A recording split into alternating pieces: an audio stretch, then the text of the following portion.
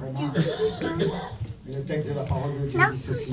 Si vous avez goûté que le Seigneur est bon, alors approchez-vous. Laissez-moi vous dire qu'il y a très longtemps qu'on a goûté la présence de Dieu. Elle est tellement bonne cette présence-là qu'on continue à y venir. Amen. On continue à venir s'abreuver à la source, comme Jésus l'a dit. Non pas à la source du monde, mais à la source du puits réel, authentique. Cette eau limpide, le Seigneur qui l'a déclaré à la Samaritaine. Tant que vous bevrez de cette eau-là, vous aurez toujours soif. Et si vous goûtez à l'eau que le Christ a, je peux vous dire qu'on est des témoins oculaires de la présence de Dieu. Amen. J'aimerais vous donner quelques mots de témoignage. Hein. Moi, j'ai eu le privilège et la joie d'être élevé dans un foyer chrétien. Et de tout temps, j'ai écouté parler du Seigneur. Aujourd'hui, j'ai 56 ans, je ne regrette pas un seul instant d'avoir donné ma vie au Seigneur. Très jeune, on a été bercé dans l'évangile. À l'âge de 8 ans, j'ai été baptisé du baptême du Saint-Esprit. J'étais qu'un jeune enfant, je ne connaissais pas la Bible comme je la connais aujourd'hui. Je ne savais pas A plus B concernant la Bible, mais je savais une chose, c'est qu'il fallait que je mette ma vie en règle avec le Seigneur. Et je me souviens, on n'a pas les choses comme on a aujourd'hui. Nos réunions étaient différentes il y a quelques années en arrière. Je voudrais dire que là, sous cette petite toile, je me souviens que les pasteurs de l'époque avaient monté une sorte de petite toile, alors que la toile était toute trouée, les gens venaient écouter le message de la parole de Dieu.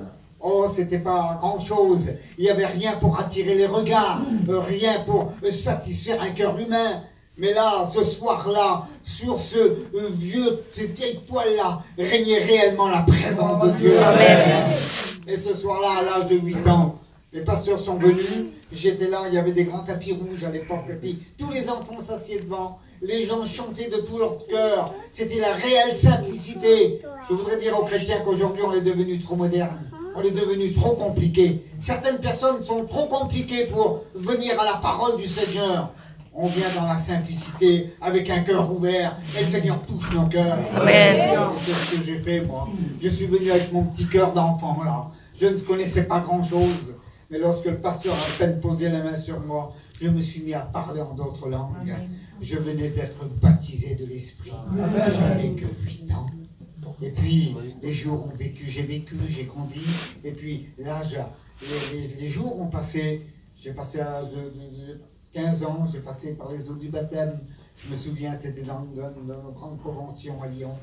Il n'y avait qu'une seule chose qui disait. Je souhaitais une seule chose, moi. Dès l'instant où j'ai été baptisé de l'Esprit, je me souviens, mon père était pasteur à l'époque. Et puis je désirais passer par les eaux du baptême. Alors je venais vers mon père, j'avais 12, 13 ans, 14 ans. Et puis je disais, mon père, maintenant il faut que je me baptise. Moi, je veux participer au pain et au vin. Je veux avoir une fonction dans l'église. Moi, je ne veux pas être simplement que baptisé du Saint-Esprit. Mon père dit, mon fils, t'es trop jeune, il faut encore attendre, Moi, je ne comprenais pas. Mais les vieux de l'époque savaient. Alors, on était soumis, on attendait. Et puis, le jour est arrivé. Oh, Seigneur, c'était mon plus beau Noël, quelque part. Là, à ce moment-là, mon père dit, ça y est, t'es prêt, tu peux passer par les eaux du baptême. Vous savez, j'avais réellement rencontré le Christ. Et je peux vous dire que les années ont passé. On a fondé un foyer. Le Seigneur nous a appelés à servir. Et puis je sers de tout mon cœur. Avec mes problèmes, certes, avec mes soucis, parce qu'il n'a pas de soucis. Mais c'est une réelle joie. Vous savez, venir auprès de vous, là, dire quelques mots, on ne vient pas par obligation. Je ne viens pas en train de tirer un boulet derrière. Ce n'est pas un fardeau, c'est une réelle joie.